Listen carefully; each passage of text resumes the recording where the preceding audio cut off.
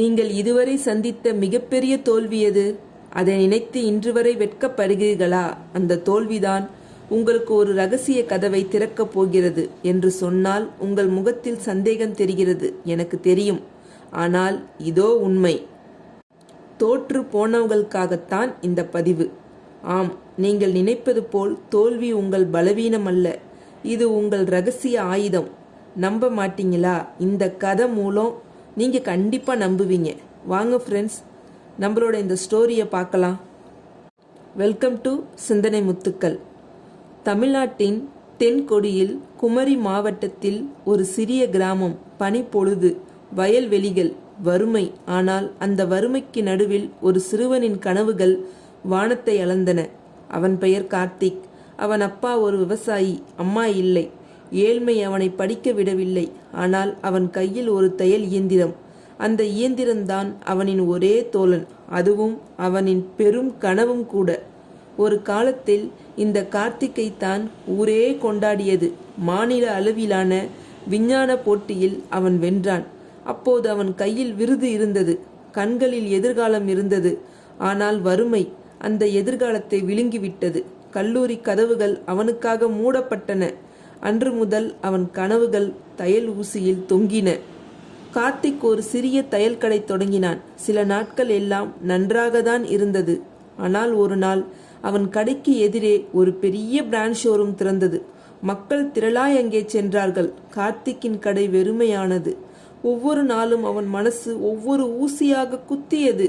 ஒரு மாலை நேரத்தில் அவன் தையல் மிஷினில் தலை சாய்ந்து அழுதான். இனி நான் எதற்கும் லாய்க்கில்லை என்று அவனுக்குள் ஒரு குரல் சொல்லியது.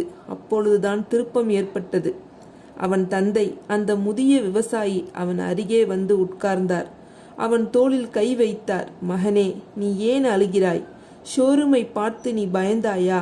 இல்லை, உன்னை நீயே நம்பாமல் போனாய். நினைவில் வைத்துக்கொள், வெற்றி என்பது மேலே போவதல்ல மகனே, உனக்குள் இருக்கும் பலத்தை வெளியே கொண்டு வருவதுதான். அந்த ஊசியும் நூலும் தான் உன் ஆயுதம். கைவிடாதே. அன்று இரவு கார்த்திக் உறங்கவில்லை. அவன் மனதுக்குள் ஒரு புதிய கனவு எரிய தொடங்கியது. மறுநாள் காலை கார்த்திக் வேறொரு மனிதனாக இருந்தான். அவன் ஊர் பெண்களுக்கு இலவசமாக தையற் பயிற்சி அளிக்க முடிவெடுத்தான். முதலில் யாரும் வரவில்லை. பிறகு 2 பேர், பிறகு 4 பேர், பிறகு 10-15 பேர். கோவில் வாசலில் திறந்த வெளியில் அவன் அவர்களுக்கு கற்றுக் கொடுத்தான். அவர்கள் கண்களில் புத்தம் புதிய நம்பிக்கை. அவர்கள் மகிழ்ச்சியில் கார்த்திக்கும் மலர்ந்தான். நான் கொடுக்கும் போதுதான் எனக்குள் வலிமை கிடைக்கிறது என்று அவன் உணர்ந்தான். அவர்கள் தைத்த பைகளும் துணிகளும் கை வேலைப்பாடுகளும் கிராம சந்தைக்கு விற்பனைக்கு வந்தது. முதலில் யாரும் வாங்கவில்லை. பிறகு ஒரு பெண் ஒரு பையை வாங்கி சென்றாள்.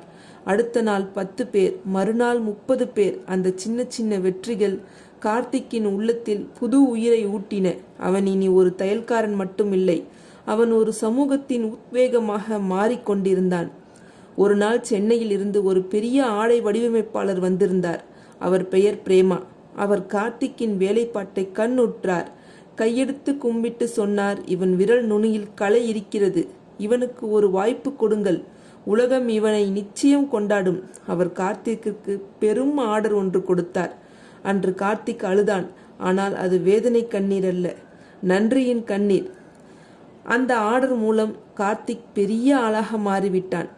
சென்னையில் நடைபெற்ற மிகப்பெரிய கிராமிய கைவினை கண்காட்சியில் கார்த்திக்கின் தயாரிப்புகள் இடம்பெற்றன. மக்கள் அவனை தேடி வந்தார்கள். மேடையில் அவனுக்கு சிறந்த கிராமிய ஆடை வடிவமைப்பாளர் விருது வழங்கப்பட்டது. கையில் கோப்பையுடன் கார்த்திக் நின்றான். அவன் கண்களில் மின்னியது. கூட்டத்தில் அவன் தந்தை கையை தட்டி கொண்டிருந்தார். அந்த ஏழை விவசாயிக்கு பெருமிதம் தாங்க முடியவில்லை.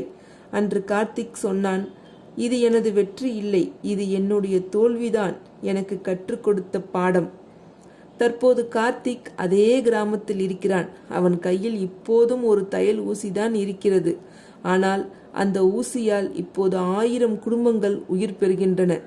அவன் சொல்கிறான், நான் ஒரு நாள் தோற்றேன், நான் என்னை இழந்தேன், ஆனால் நம்பிக்கையை இழக்கவில்லை.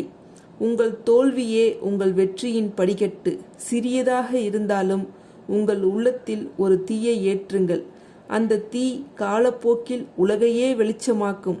நீங்கள் இன்று தையல் ஊசி பிடித்தாலும் நாளை உலகத்தை மாற்றலாம்.